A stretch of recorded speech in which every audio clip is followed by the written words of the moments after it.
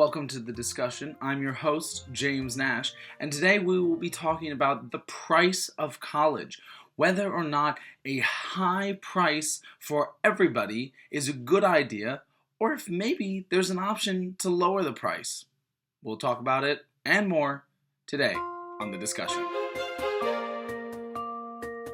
The price of college is something that is being looked at and talked about more than it ever has. College is becoming more of a necessity in order to get a job, but is also becoming increasingly expensive. It becomes one of the biggest burdens that can fall on a family because without college, there's no job. But paying for college costs more money than their current jobs are able to get them. Some people have discussed the idea of lowering the price of college, maybe to a uniformed lower price so that it's easier for lower income families to pay for college, and thus eliminating financial aid and things like that. We'll discuss this more as the podcast continues. Of course, when discussing the price of college, it's good to know the actual prices. So we'll read off some quick data that we found on collegedata.com that says that the average price for a private college is $33,480 a year. The average for in-state tuition for a state school is $9,650, and the average out-of-state tuition is $24,930. Those are some pretty steep prices, especially when you realize that the average income for a United States citizen is $51,939 a year. Just for that out-of-state tuition, that's 47% of their income going straight to college if they had a student in college at the time. There are systems put in place. We have financial aid, and those come in three different forms: the form of grants, the form of loans, and the form of work-study. Obviously, these are great systems that have been put in place that allow lower-income students more opportunities at higher, more competitive colleges. But when the question of a higher sticker price comes into play, we say, do we want the high sticker price with these forms of financial aid? Or would it be more beneficial to lower the price of college altogether and eliminate financial aid and let those who can pay for college pay the full price, and those who can't, able to pull out loans from the government or from banks, but hopefully that overall tuition price isn't as much of a burden on the family. For these families, it's important to also look at financial aid by the numbers. According to USA Today, 59% of undergraduates received grants, 42% of undergraduates took out some sort of a loan, and because very many students actually do loans and grants in order to pay for college, 70% of all undergraduates need/use some form of financial aid in order to pay for college. So college is crazy expensive. If 70% of the people who go need some sort of other form to pay for it, then why aren't we lowering the price of college? There's actually a lot of science behind it that says that lowering the price of college wouldn't really help too much.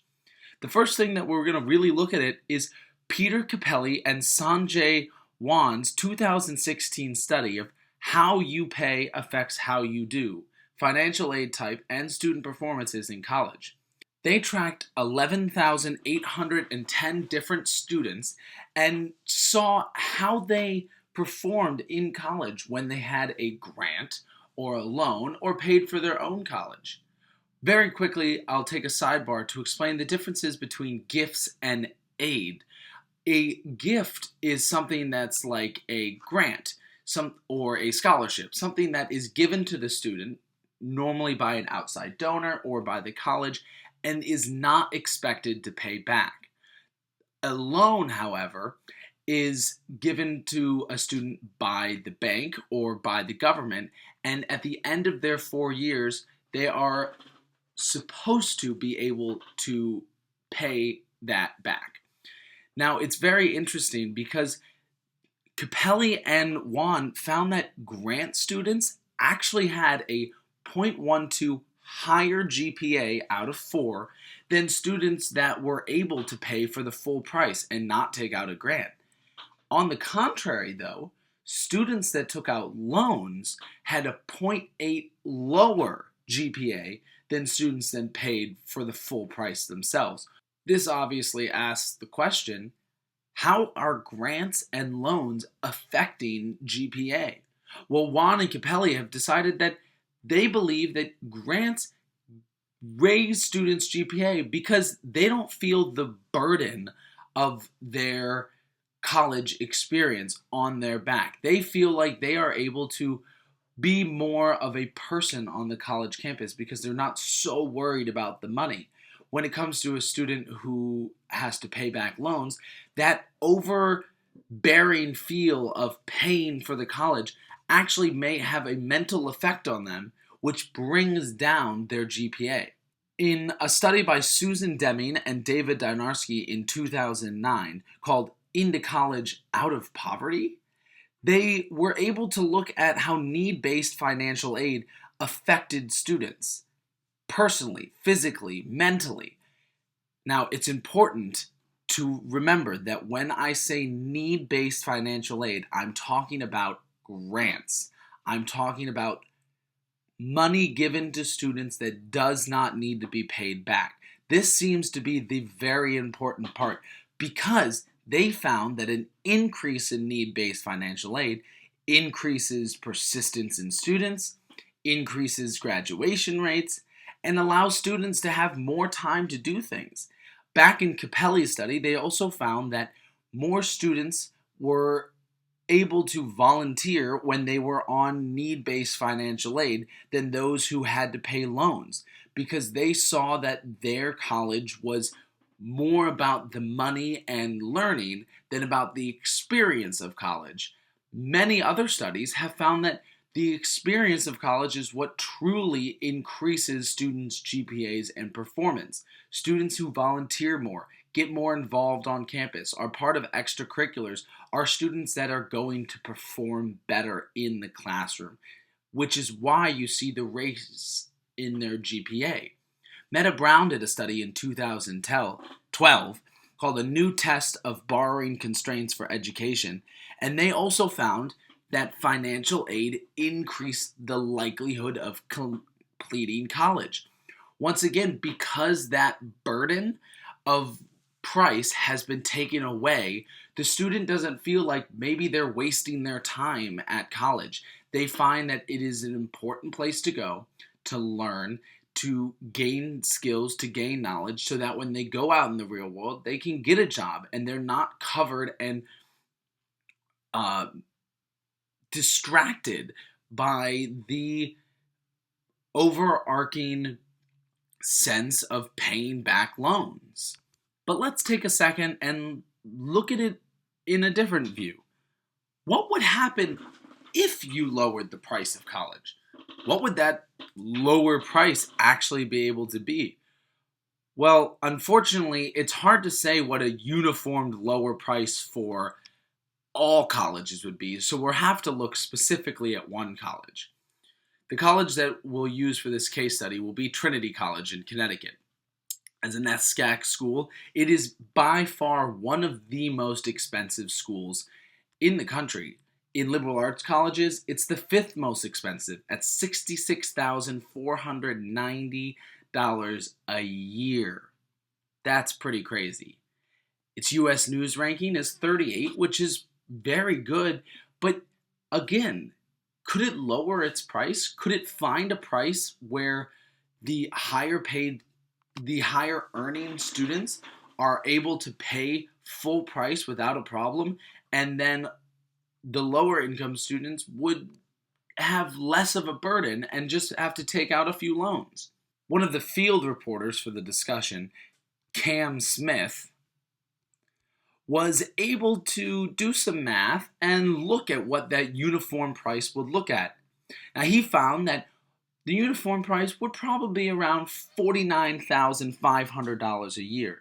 Obviously, this is significantly higher than even the average price of a private college in the United States, but that's because we're looking at a specific college, Trinity College, which is at $66,000 as of now. Now, this would be a big deal if Trinity College was able to get below the $50,000 a year price because, well, the average income of the United States is $51,000, so it'd be great if college cost less than the amount of money that an average American makes a year. But therein lies the problem. Even a uniformed lower price of $49,000 a year, which is a huge, huge decrease from the $66,000 that Trinity College is currently at, would still be a giant burden on the majority of people in the United States. Just that $20,000 less is not going to be that helpful. And I think that's the biggest problem that we face when talking about lowering to a uniform price is there really isn't going to be an operating uniform lower price where it isn't a burden on lower income families and it is still able to create a college that works, that runs. Because in the end, college is a business, and it's incredibly important to remember this when we talk about college pricing. We'll discuss more about college being a business after the break.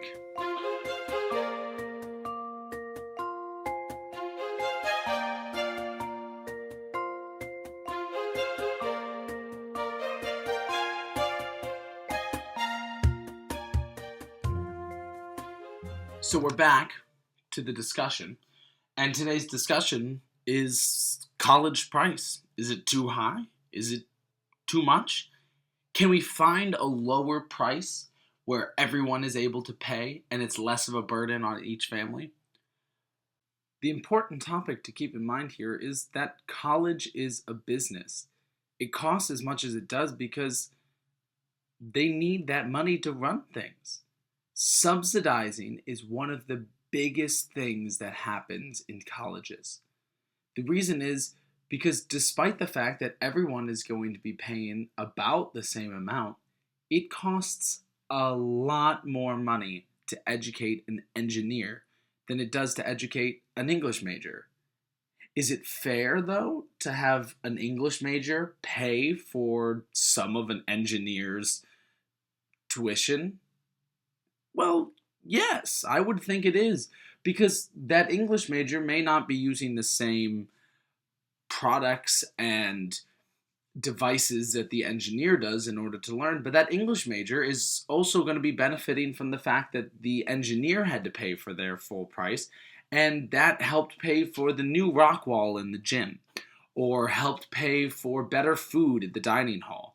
These are things that the college uses tuition prices to pay for. They subsidize one thing in order to pay for another. Now, there's one more big argument that is made, which is that if you were to lower the price of college to a uniformed lower price, you theoretically are making college quote unquote free for some students, because at a lower price, there will be more students who are able to pay the full tuition price of college. But that might not be a good thing. L.T. Hamilton found in 2013 that actually the students who perform the best are those whose families provide no financial support at all. As soon as they see even an increase that's very, very small in parents paying for college, there was a pretty sharp decline in GPA. Now, I'm not going to sit here and tell you that every single person who has their parents paying for some of their college has a lower GPA than those who don't. But if that study is in any way true, maybe we see a decline in performance overall in U.S. colleges. We're just not sure how that would work out. Unfortunately, college is expensive, and it doesn't look like that's really going to change very much. Over time, maybe we'll find a price where everybody can pay for college. But as of now, it doesn't seem to really make any sense to lower the price. College is what it is because college is a business. They need to subsidize their education. And if you look at the data, financial aid really seems to be only helping students perform better in the classroom.